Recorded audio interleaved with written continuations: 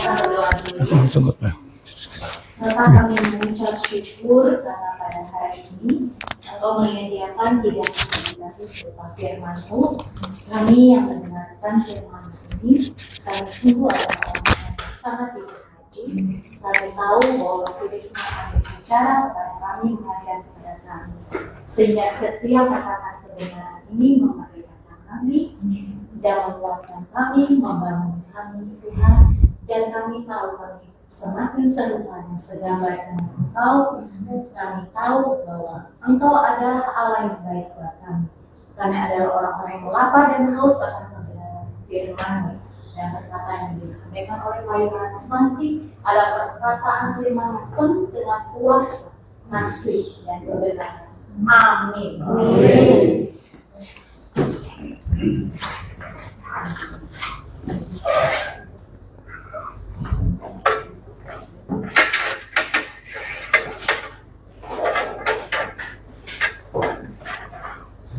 Shalom saudara. Wah, puji Tuhan, sudah siap untuk dikuatkan oleh firman Tuhan. Amin. Hari ini kita bicara tentang identitas di dalam Kristus. Persiapkan bacaan dari 2 Korintus 5:17. Tolong Anda yang bisa nemu baca ya, karena semakin saudara cepat, semakin materinya semakin bisa lebih banyak saya sampaikan. Ya, silakan. 2 Korintus 5:17. Jadi siapa yang ada di dalam Kristus? Siapa yang ada dalam Kristus? Dia adalah ciptaan baru. Dia adalah ciptaan baru. Yang lama sudah berlalu. Yang lama sudah berlalu.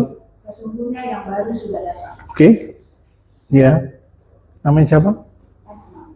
Etna. Kamu masih sering ngomong gini ya? Ya dulu gua pernah gagal, gua pernah ini, Etna gua pernah ini. No, kamu baru. Makanya istri lo nggak boleh noleh ke belakang.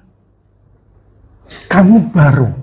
Ya kamu dulu pernah nipu gua dan sebagainya. Enggak, Etna yang baru. Teguhkan hatimu seperti itu. Kita ciptaan yang baru. Yang lama itu sudah berlalu. Oke. Nah sekarang kita akan belajar. Kenapa kok bisa sampai seperti itu? Coba kita lihat kenapa kita perlu dilahirkan kembali menjadi ciptaan baru. Kejadian 5 ayat 1 dan 3. Kejadian 5, 1 dan 3. Yuk, ini penting sekali. Saudara tahu mendasari ini, kalau enggak, kok enggak ngerti. Untuk apa sih ciptaan baru? Ayo, baca. Yang keras. Inilah daftar keturunan Adam. Inilah daftar keturunan Adam. Pada waktu manusia itu diciptakan oleh Pada waktu Adam diciptakan oleh Allah, dibuatnyalah dia menurut rupa Allah. stop. Adam diciptakan dalam rupa Allah. Terus? Setelah Adam hidup 130 tahun, ia memperanakan seorang laki-laki menurut rupa dan gambarnya. Hei, keturunan Adam diciptakan dalam rupa dan gambarnya kecil. Lalu memberi Ya, udah sampai situ. Jadi kenapa kita perlu dilahirkan kembali?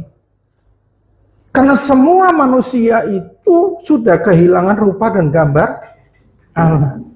Semua manusia jadi rupa dan gambarnya Adam.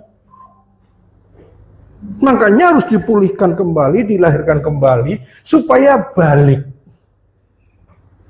Aku punya rupa dan gambar Allah. Itulah perlu dilahirkan kembali. Jadi, ya boleh, saya perlu lahir baru enggak? Ya boleh enggak apa-apa, yang penting kau ke gereja. No! Setiap orang perlu mengalami kelahiran kembali, supaya dipulihkan rupa Allah itu. Amin. Ya, jelas ini. Kok bisa terjadi sampai begitu? Manusia itu separah itu kenapa? Coba baca Roma 5:12. Ya, saudara. Cepat langsung baca. Sebab itu sama seperti dosa telah masuk ke dalam dunia oleh satu orang. Stop. Sebab dosa itu masuk ke dalam dunia gara-gara Satu orang. siapa itu? Jadi nanti ke sono tanya ya, gara-gara lu sih. Tadinya ada dosa nggak, Adam? Nggak ada. Gara-gara Adam sejak itu ada dosa masuk ke dalam dunia. Dunia dong. Terus? Dan oleh dosa itu juga maut. Hah? Gara-gara dosa itu menghasilkan maut. Apa maut itu? Bukan sekedar kematian, kebinasaan. Ya. Gara-gara itu rohnya mengandung dosa, maka terjadi kematian. Jelas saudara? Ya, makanya orang seluruh dunia, kalau Ibrani katakan, saya nggak bisa satu-satu itu ya, yang paling ditakutkan manusia seluruh dunia itu takut mati. Ya, kenapa saudara lagi mau datang ke PD, datang ke Zoom, datang ke sini, terus cepat pulang, si anakmu ini panasin lagi ya. Oh ya, sorry ya, Imam, sorry ya, aku pulang ya. Takut anaknya mati. Oh ya, terang-terang aja, betul? Kenapa saudara? Supaya sehat, supaya bukan salah loh ya. Tapi ujungnya takut mati. Ujung-ujungnya manusia itu ujungnya takut mati. Satu-satunya Alkitab, satu-satunya kitab suci di dunia ini yang mengatakan mati itu hoki. Ya, itu di Wahyu dikatakan, berbahagialah orang yang meninggal dalam Kristus sejak sekarang ini. Sungguh kata Roh, tuliskanlah, berbahagialah orang yang mati di dalam Kristus sejak sekarang. Jadi saudara lihat di rumah duka tulisannya apa? Tuliskan berbahagia atau apa? Ikut berduka cita. Duh, jangan bengong. Tuliskan berbahagialah orang yang mati dalam Tuhan, tapi semua di rumah duka tulisannya apa? Turut berduka. Ya nggak apa-apa sih. Tapi satu-satunya, karena Alkitab tulis, kematian orang percaya itu berbahagia. Ya, saya nggak ngajar terlalu jauh. Kalau sudah baca Kisah Rasul pasal 7 ayat 60, Stefanus itu meninggallah dia. Oh, salah. Bukan meninggal, semua orang meninggal. Ditulis he fell asleep, tertidur. Apa Stefanus dirajam batu seperti itu? Wah, setengah mati melebihi kekuatan dia. No. Dia bisa lihat anak manusia berdiri nyambut dia kok. Orang kesakitan nggak bisa gitu. Betul? Betul? Bisa mendoakan jangan tanggungkan dosa pada mereka, ampuni mereka. Orang kesakitan bisa gitu. Lalu dia berlutut meninggal. Bukan, he fell asleep, tertidur. Wow. Betul? Lewat saudaraku itu. Ya, lewat. Kalau gitu, kalau orang percaya he fell asleep, Yesus ditulis ketika mati, he fell asleep atau dead? Dead. Sebab kalau Yesus he fell asleep, kita yang dead. Ditukar saudaraku. Tepuk tangan buat Tuhan Yesus. Ya, jadi dikatakan tadi apa? Baca. Dan oleh dosa itu juga maut. Demikianlah maut itu telah menjala kepada semua orang, karena semua orang telah berbuat dosa. Ya udah, gara-gara maut, gara-gara rohnya diisi maut, maka kematian. Kenapa Yesus bisa mati? Padahal dia kan suci hatinya. Kenapa? Waktu disalib, sama bapaknya diisi dosa.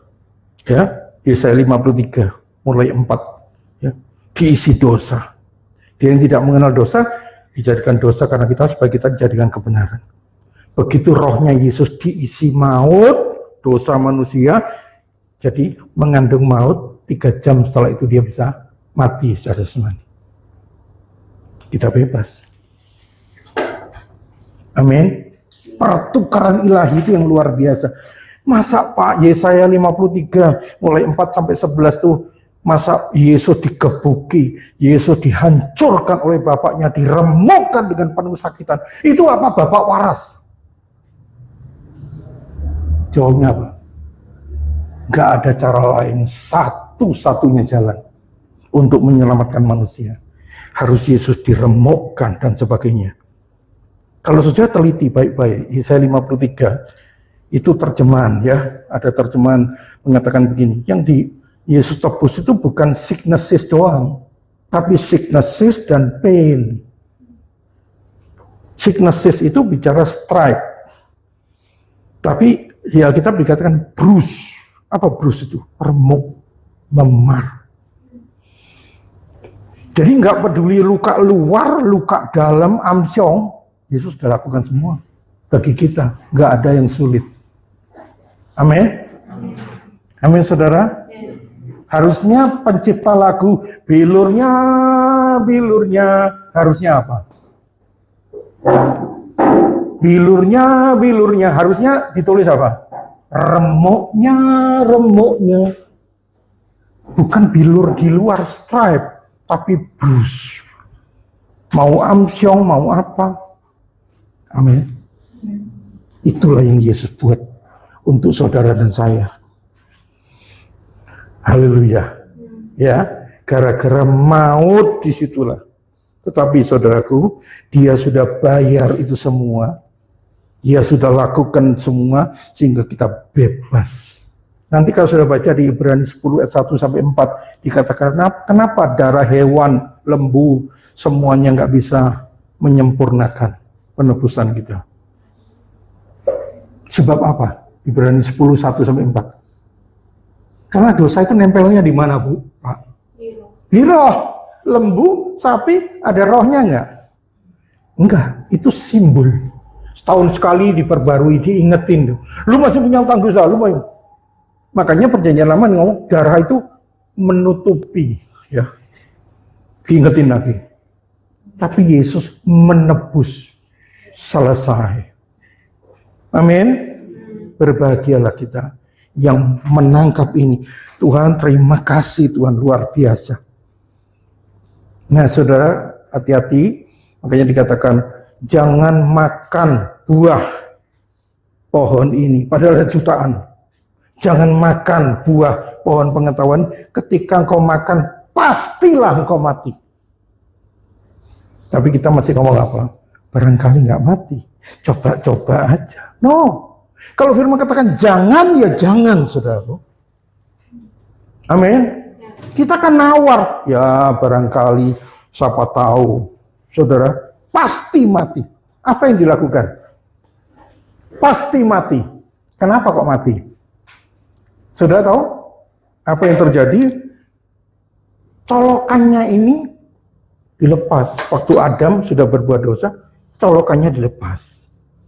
Masih ada TV-nya, ada nggak? Radionya ada? Ada. Tapi nggak berfungsi. Ada semuanya tombol-tombolnya. Karena sudah apa? Terputus colokannya, nggak nyambung, saudaraku. Yuk kita lihat 1 Korintus 2:14, cepet-cepet. 1 Korintus 2:14. Baca yang ketemu. Tapi manusia duniawi tidak menerima apa yang berasal dari Bapa. Karena hal itu baginya adalah suatu kebodohan dan ia tidak dapat memahaminya, sebab hal itu hanya dapat dinilai secara rohani. Orang dunia nggak nyambung. Jadi kalau saudara ngomong sama orang yang belum lahir baru, orang dunia, ngomong-ngomong dan sebagainya, mau percaya itu. Wah, kamu sok suci, kamu masa Tuhan kok beranak 3, bidannya siapa? Kasihani mereka, jangan dasar lu masuk neraka, enggak. Mereka nggak ngerti, pengen ngerti tapi nggak bisa. Sebab apa? Sudah terputus. Nggak nyambung, dia FM, kita AM, atau sebaliknya. Gede-gedein volumenya, makanya saya nggak tertarik apa debat agama. Wih, antara Kristen sama Kasihan. Dia nyambung. Betul saudara. Coba lihat Yohanes 3 ayat 3. Ya, Yohanes 3 ayat 3 ngomong apa? Itu Yesus ngomong kepada Nikodemus. Siapa Nikodemus itu? Siapa Nikodemus?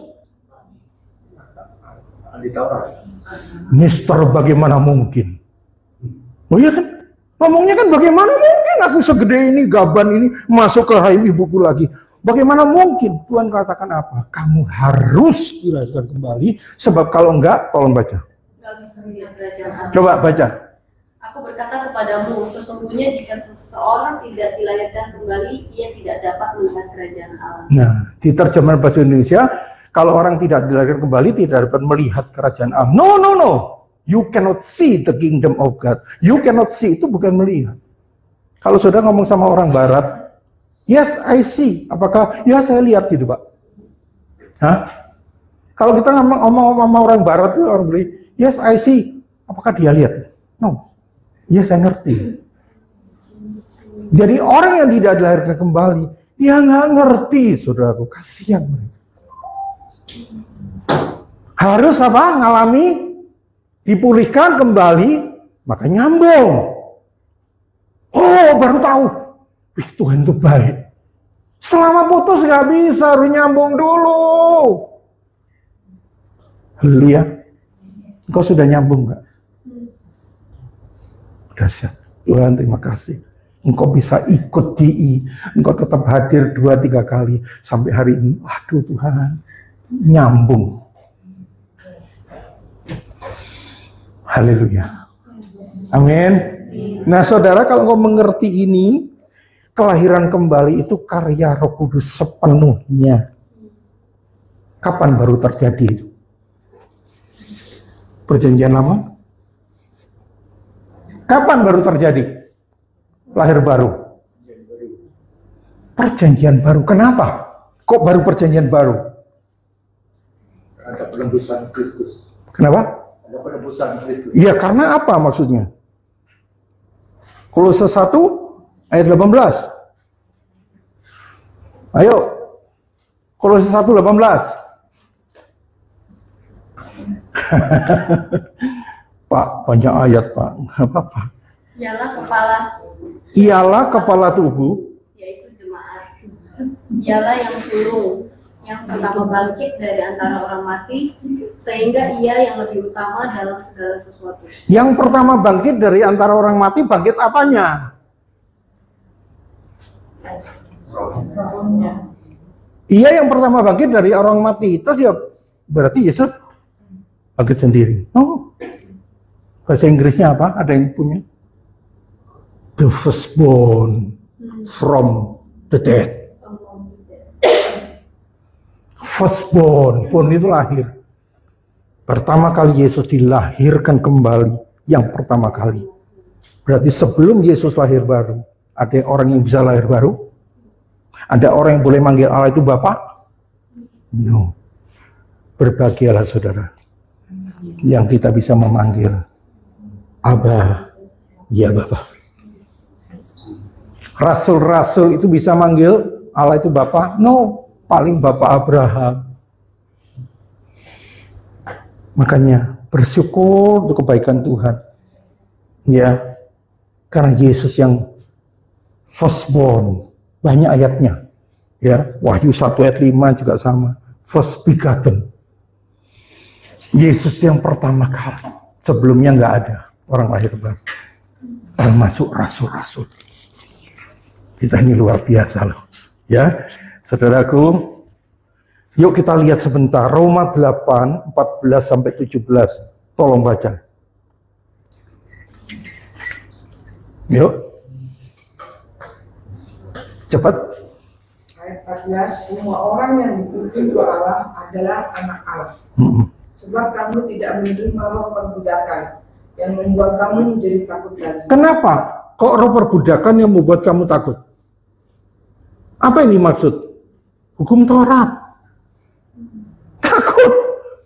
Saudara, budak itu takut loh, dibeli dia. Budak itu punya anak sama tuannya nih. diinjak anaknya. Nggak bisa komplain. Dia takut. Pembantu saudara lagi nonton sinetron Korea. Wah, ya kan? Ada nyonyanya datang. Ya dia nggak bisa, wah, sama nyapu. Betul? Takut. Berapa tuntutan hukum Taurat itu? 613, bukan 10 perintah Allah. Kalau gagal satu, berapa nilainya? 0. Yakobus 2:10. Yakobus 2:10 dikatakan, kalau kamu 10 perintah Allah, kamu gagal satu aja, udah jatuh. Saya udah peragakan, kan? Nggak bisa. Yang mana aja? Saudara, maaf. Aduh, saya pengen beol. Aduh, tapi belum jamnya ini. Begitu saudara paksakan beol, dosa. Saudara pakai baju plenan atau campur polyester campur sama katun, dosa. Bayangin sampai gitu.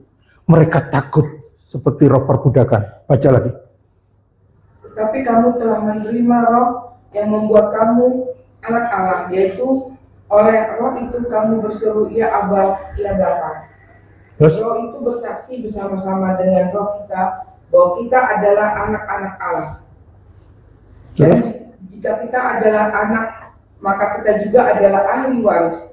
Maksudnya, orang-orang yang berhak menerima janji-janji Allah, yang akan menerimanya bersama-sama dengan Kristus. Yaitu jika kita menderita bersama-sama dengan Dia, supaya kita juga dimuliakan bersama-sama dengan Dia. Jadi kita ini ahli waris, ya, bisa menerima bersama-sama Dia, dimuliakan bersama-sama Dia, tapi harus satu paket dong. Juga ikut menderita bersama-sama Dia. Jangan diambil enaknya doang. Betul. Banyak orang memanfaatkan firman yang enak-enak aja. Oh, satu paket. Dipersiapkan kita sungguh-sungguh. Inilah saudaraku, apa yang Yesus punya, kita punya. Oh, udah siap. Satu paket. Nah, kenapa kita nggak perlu takut? Saudara lihat Roma 8 ayat 1. Cepat, Roma 8 ayat 1. Ayo baca. Karena sekarang tidak ada penghukuman bagi mereka yang No condemnation, bukan penghukuman ya, tidak ketertuduhan lagi. Jangan merasa bersalah, ketertuduhan lagi.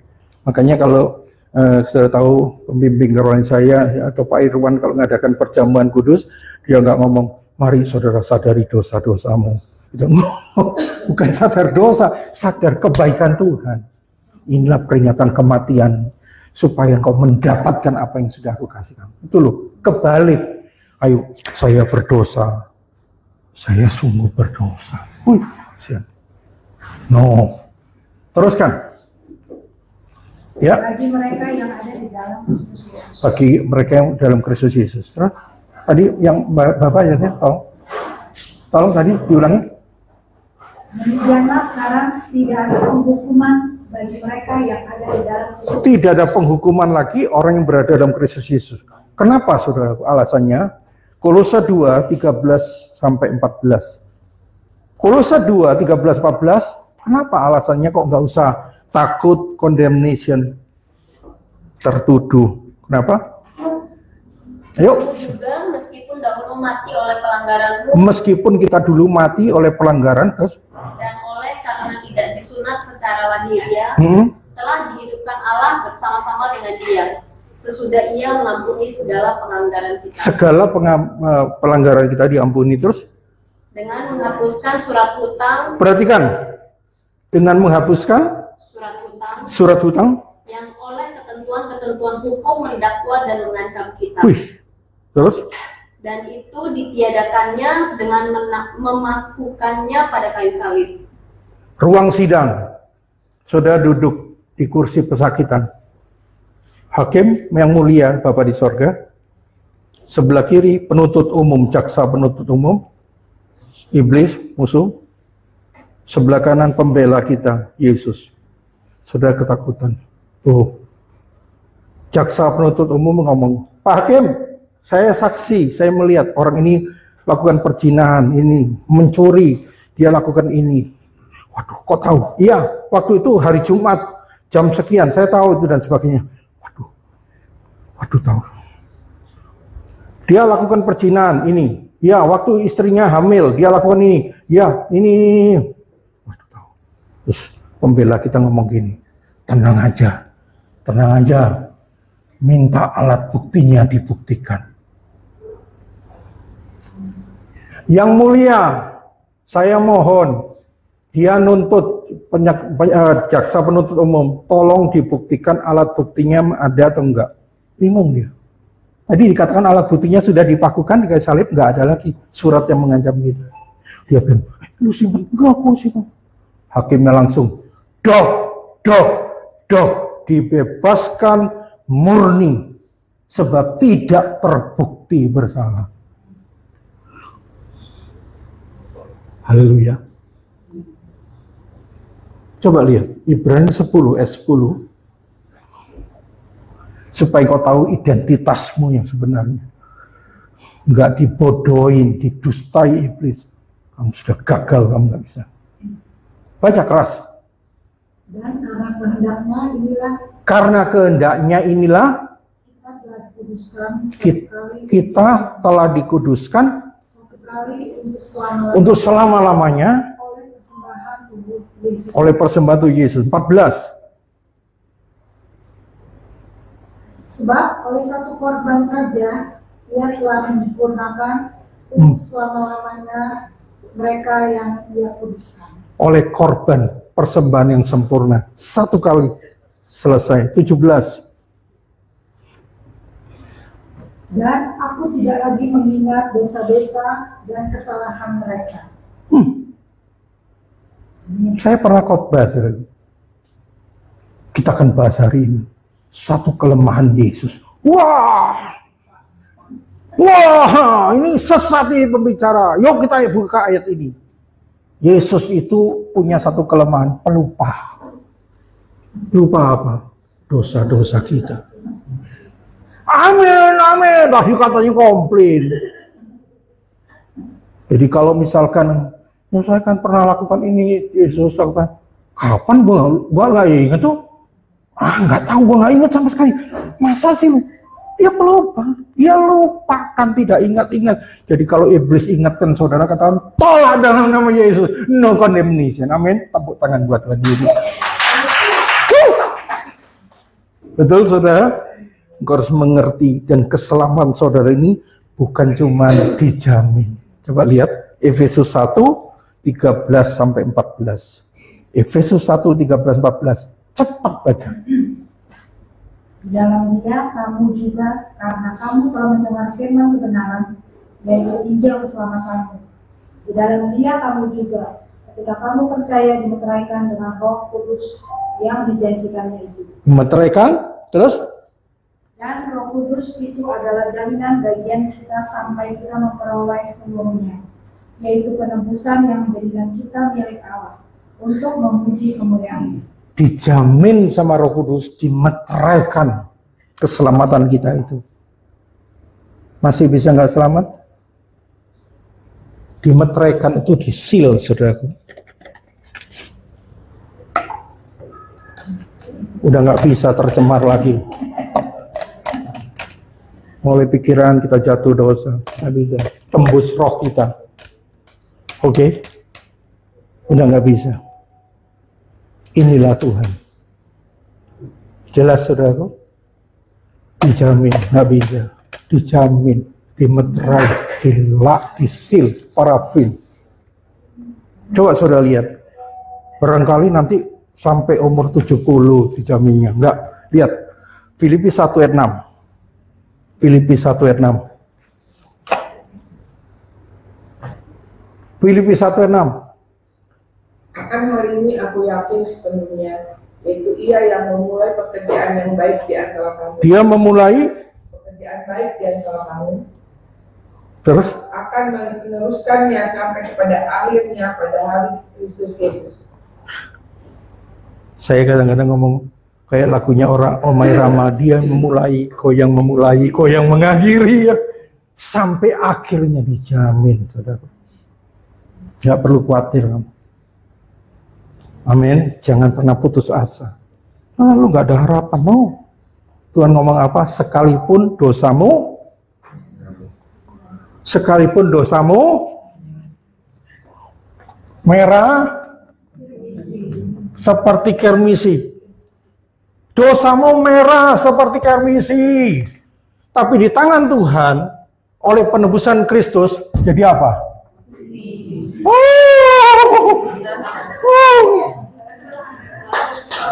Tepuk tangan tuh. Jadi kalau iblis ngomong, lu bekas pelacur, lu pernah, no! Inilah Tuhan, saudara.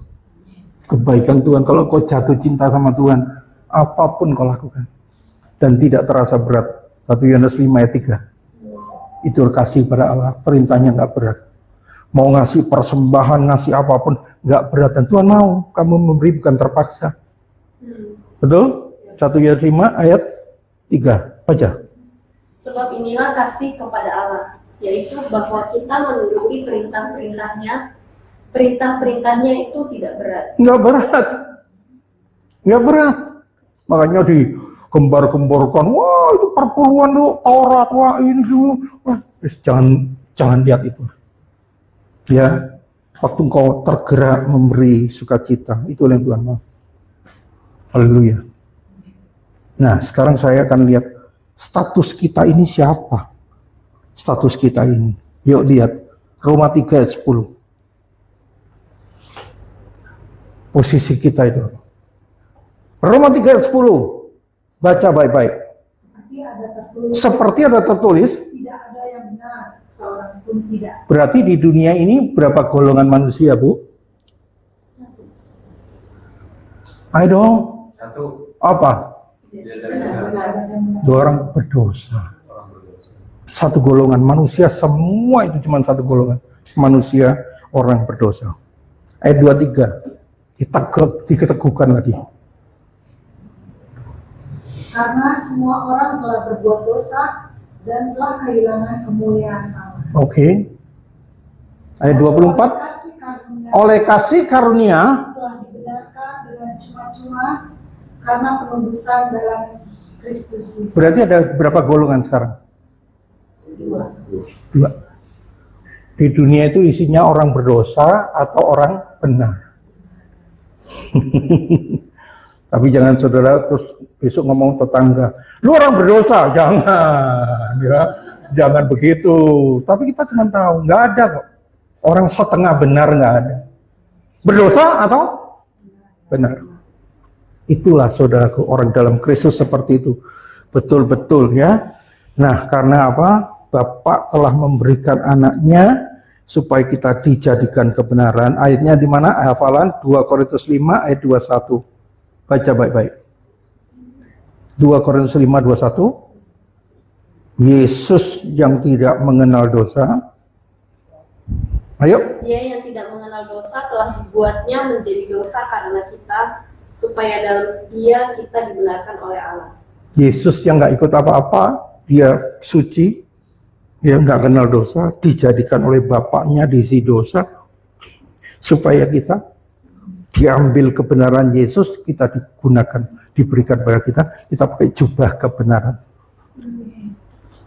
Apakah saudara dengan berbuat makin benar, makin baik, engkau bisa tambah benar? Nggak bisa, berat top. Engkau gunakan kebenarannya Kristus. Nggak bisa tambah benar, gua buat baik supaya lebih benar. No, itu upah. Bukan bicara tentang, nggak bisa ditambah lagi. Jadi dengan demikian kita ini adalah orang benar. Jadi kalau siapa sini orang benar, angkat tangan. Oke? Jangan takut. Firman. Nah, itu satu. Yang kedua, siapa kita ini? Kolose 1, 21, 22. Identitas kita. Kolose 1, 21, 22. Juga kamu yang dahulu hidup jauh dari Allah. Dulu, yang dahulu. Terus? Dan yang memusuhinya dalam hati dan pikiran, seperti yang nyata dalam perbuatanmu yang jahat. Terus? Sekarang. Tadi dulu. Ini sekarang, apa? Diperdamaikannya di dalam tubuh jasmani Kristus oleh kematiannya, untuk menempatkan kamu kudus dan tidak bercela dan tidak bercacat di hadapannya. Untuk menempatkan kita, Kudus. jangan kudus doang. Tidak bercela dan tidak bercacat. Kalau ditanya, siapa di sini orang kudus? Bukan maksudnya lahir kota Kudus loh. Siapa orang kudus? Enggak, bukan saya. Bodoh. Saya orang kudus. Tidak bercela, tidak bercacat di hadapan Allah. Amin. Karena darah Yesus, hanya oleh darah Yesus kita diampuni, disucikan. Gak usah dibaca Ibrani 9:22. Cuman darah Yesus yang bisa. Makanya kita jadi orang kudus. Nah, saudara, satu ayat ini kita baca, jangan syok. Ya. 1 Yohanes 4:17. Pelan-pelan, jangan syok. Pegangin yang belakang. Dari belakang. Coba lihat. 1 Yohanes 4:17. Dalam hal inilah kasih Allah sempurna di dalam kita, yaitu kalau kita mempunyai keberanian percaya pada hari penghakiman, karena sama seperti Dia. Stop. Karena sama seperti Yesus, Kita juga ada di dalam dunia. kita juga. Oh iya Pak, nanti kalau sudah di sorga sama seperti Yesus. No! Karena sama seperti Dia, kamu juga di mana? Di dunia ini. Nggak perlu nunggu engkau mati dulu. Kalau engkau mati oleh satu institusi dikatakan, wah, ya, Pak Imam ini mati, diselidiki apakah pantas atau enggak dijadikan orang kudus. Kita selidiki rapat manusia, institusi. Oke, masuk syarat. Pak Imam dikasih gelar Santo. Atau Ibu Desi kasih gelar Santa, Sin Nicholas, Sin John. No, gak perlu mati dulu. Engkau sudah orang kudus di hadapan Tuhan. Berikan kemuliaan buat Tuhan. Haleluya. Ya, sama seperti Dia kita juga di dunia ini. Dan bukan cuma itu, saudara. Efesus 2 ayat 6. Yuk. Dan di dalam Kristus Yesus, Dia telah membangkitkan kita juga dan memberikan tempat bersama-sama Dia di surga. Baik. Kita dikasih tempat bersama-sama Yesus di mana? Kenapa takut lagi? Menang mutlak, hidupku Kristus, mati keuntungan. Mau takut apa lagi, saudara? Sama seperti, maka dari itu saudaraku, inilah yang betul-betul Tuhan sudah siapkan. Nah, saya cepat, kebenaran itu dua. Ya, orang benar itu dua. Yang pertama, yang dapat dihasilkan oleh karena apa? Perbuatan kita sendiri, maka jadi kita jadi orang benar diri. Penting nggak ini? Penting. Kalau nggak, kok dipecat. Ya, ngacok di pekerjaan, dipecat, di rumah tangga nggak mengasihi istri, main tempel dan sebagainya, cerai. Ya, saudara kerja, wah kerjanya ngawur-ngawur dan sebagainya, nggak dipercaya orang, bangkrut, saudara. Kita harus benar diri yang dihasilkan oleh kita sendiri. Tapi sayang, ini nggak diterima sama Tuhan, nggak sempurna. Harus kebenaran yang kedua, kebenaran yang dianugerahkan. Dia yang tidak mengenal dosa dijadikan dosa karena kita, supaya kita dijadikan kebenaran. Jadi kebenaran dua, yang satu tetap penting. Ya, engkau hidup benar, nggak melanggar peraturan. Tapi itu bukan dimaksudkan dengan Tuhan.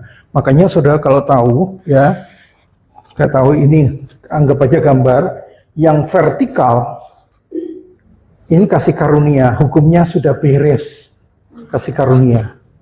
Yang ke samping ini tabur tuai, karena berhubungan sama manusia. Yang ini antara kita dengan Tuhan, beres semuanya. Amin. Kasih karunia Tuhan. Tapi engkau harus mengasihi Allah, mengasihi manusia. Kalau ini saudara langgar, tabur tuai, ada konsekuensinya. Dua-dua penting. Tapi yang pertama yang kau hasilkan dengan kekuatanmu sendiri, nggak mungkin berkenan pada Allah. Jelas saudaraku, ya semua karena anugerah Tuhan kita diselamatkan. Nah saudara, kita lihat Efesus 2, 8, 9. Efesus 2, 8 dan 9. Sebab karena kasih karunia kamu diselamatkan oleh iman. Itu bukan hasil usahamu, tetapi pemberian Allah. Itu bukan hasil pekerjaanmu.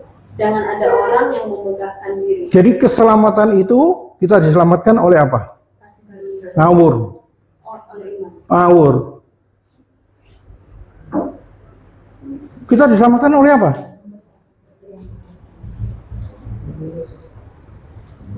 Oleh kasih karunia itu yang dibuat Yesus, tapi kita perlu menangkap dengan iman. Iya dong? Kalau dikasih, nggak dikasih ya nggak otomatis. Grace and faith. Kita diselamatkan oleh apa? Dua-dua. Ada kasih karunia Tuhan, anugerah, ya, tapi ada iman untuk terima. Makanya kita perlu ngabarkan kepada orang dunia, dosamu sudah diampuni. Amin.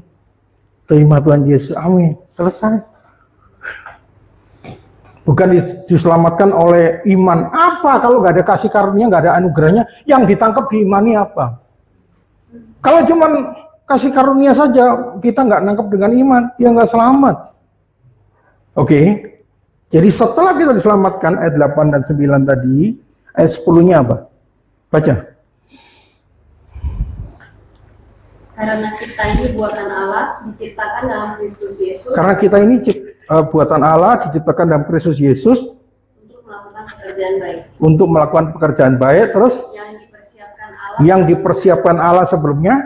Ia mau supaya kita hidup di dalamnya. Nah, Allah mau supaya kita hidup di dalamnya. Waktu kita sudah diselamatkan anugerah, Tuhan mau kau dipersiapkan melakukan pekerjaan yang baik, kau hidup dalam perbuatan baik itu. Ini artinya apa? Setelah dirimu diselamatkan, jadilah saksi Kristus. Oke?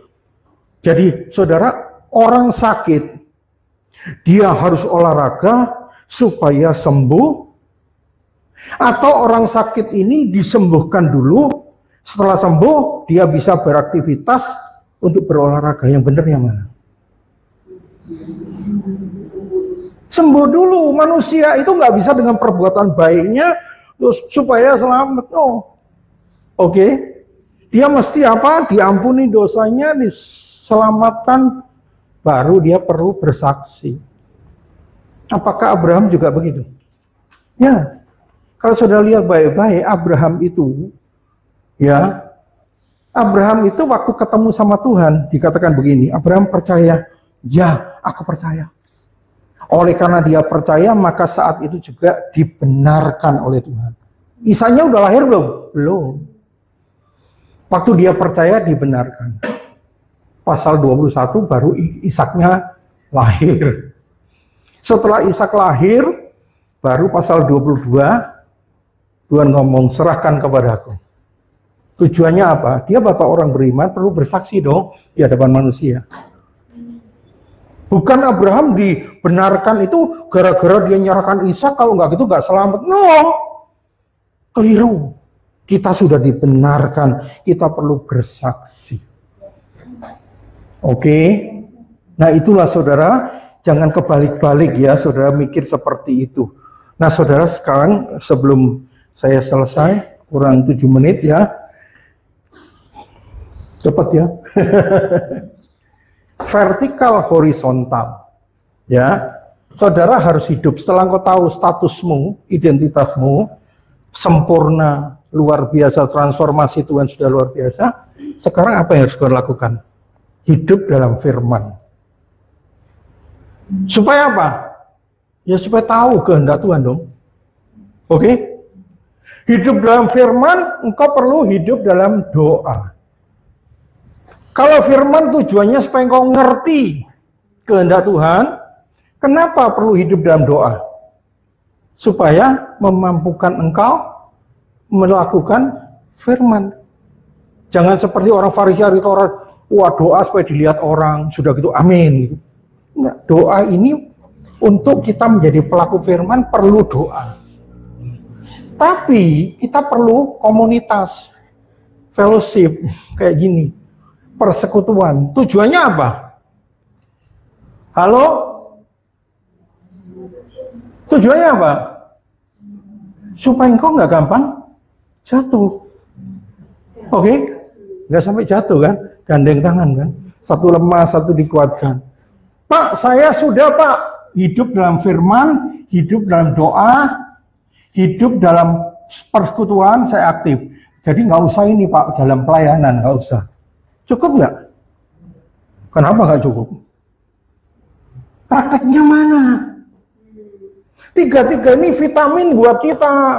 Tahu kehendak Tuhan, bisa melakukan mampu melalui firman, komunitas gak gampang jatuh. Kalau kamu nggak praktek pelayanan, nggak dapat upah, nggak dapat apa-apa. Praktek amanat agung, pergi. Nah, disinilah Tuhan mau kita. Amin. Ya, saudara harus roda kehidupan ini penting, saudara, jari-jari kehidupan. Kalau engkau sudah mengerti ini, engkau praktek sungguh-sungguh, disitulah. Karena firman Tuhan mengatakan, barang siapa menang, dia aku beri nama baru. Barang siapa menang, barang siapa menang. Jadi enggak otomatis, engkau akan memerintah bersama Tuhan di kerajaannya.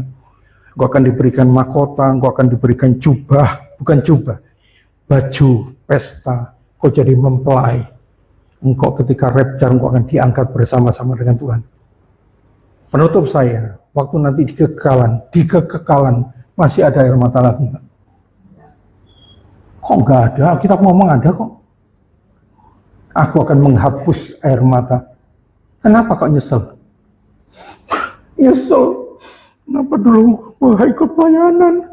Gua cuma menikmati, pokoknya gua selamat. Sedih. Air mata itu dihapus Tuhan. Ya istilahnya gini, telat kamu sekarang. Makanya mulai bergerak bersama-sama. Mulai melayani.